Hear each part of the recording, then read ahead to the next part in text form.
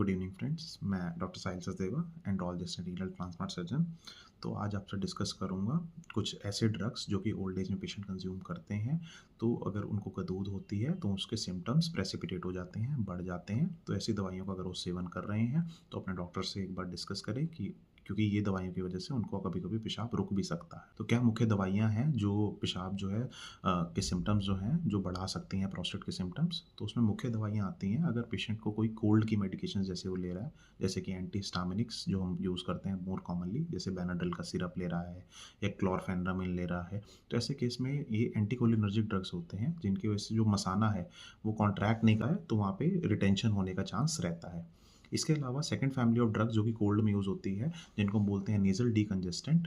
अगर वो यूज़ कर रहे हैं जो सूडोइफेड्रिन सॉल्ट्स होते हैं, सोमोकोल्ड और ये सब टैबलेट्स में जो आते हैं, इनकी वजह से भी कभी कभी जो है पेशाब रुक सकता है। ऐसा क्यों होता है? क्योंकि मसाना जहाँ से पेशाब खाली होता है ब्लैडर नेक से, वहाँ पे टोन बढ़ जाती है प्रोस्टेटिक यूरेथ्रा की और स्मूथ मसल टोन, जिसकी वजह से पेशाब रुक सकता है। इसके अलावा जो दवाइयाँ हैं जैसे ये डायोरेटिक्स जो कि बीपी की दवाई होती है, या फिर कभी किसी को जो है किडनी पे जोर पड़ रहा है वहाँ पर यूज़ करते हैं। डाइटोर लैसिक्स के नाम से बहुत कॉमनली आती है।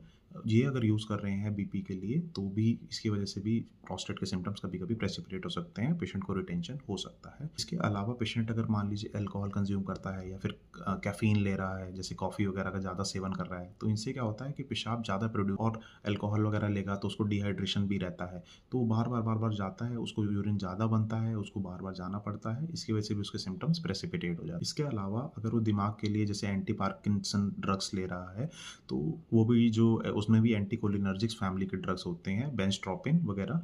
तो ये ड्रग्स जो होते हैं ये भी जो है सिम्टम्स जो है प्रोस्टेट के प्रेसिपिटेट कर देते हैं। इसके अलावा अगर दिमागी हालत के लिए जैसे एंटीसाइकोटिक्स या एंटी डिप्रेसेंट ड्रग्स पेशेंट ले रहा है डिप्रेशन के लिए, जिसमें ट्राईसाइक्लिक एंटी डिप्रेसेंट जो कि एमिट्रिप्टाइलिन या फिर जो है इमिप्रामिन वो यूज़ कर रहा है, तो भी उसके प्रोस्टेट के सिम्टम्स प्रेसिपिटेट हो सकते हैं। तो उसको अपने डॉक्टर से इन ड्रग्स के बारे में डिस्कस करना चाहिए।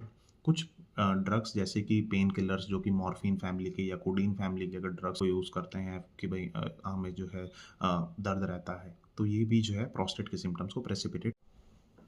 इसके अलावा कुछ पेशेंट जो हैं वो सोडा वगैरह अगर कंज्यूम करते हैं, जैसे अल्कोहल करते हैं तो साथ में सोडा वगैरह भी कंज्यूम करते हैं, तो ये दोनों ही चीज़ें जो हैं यूरिन जो है ज़्यादा प्रोड्यूस कराते हैं, डिहाइड्रेशन करते हैं और ये प्रोस्टेट के सिम्टम्स को प्रेसिपिटेट कर सकते हैं।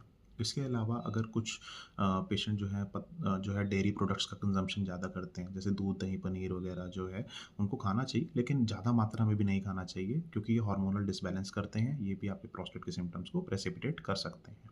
इसके अलावा जो है आपको जो ओवर एक्टिव ब्लैडर के लिए अगर आप ड्रग्स आपके चल रहे हैं जो कि मसाना बहुत तेज़ काम कर रहा है, बार बार जाना पड़ रहा है, अगर आप उसके लिए जो है एंटीकोलिनर्जिक ड्रग जैसे सोलिफेनासिन, ऑक्सीब्यूटाइनिन या टोल्टेरोडिन ड्रग्स फैमिली के ड्रग्स चल रहे होते हैं, ये भी आपका जो है यूरिन प्रोस्टेट के सिम्टम्स बढ़ा सकते हैं और यूरिन रिटेंशन का रिस्क बना हुआ रहता है।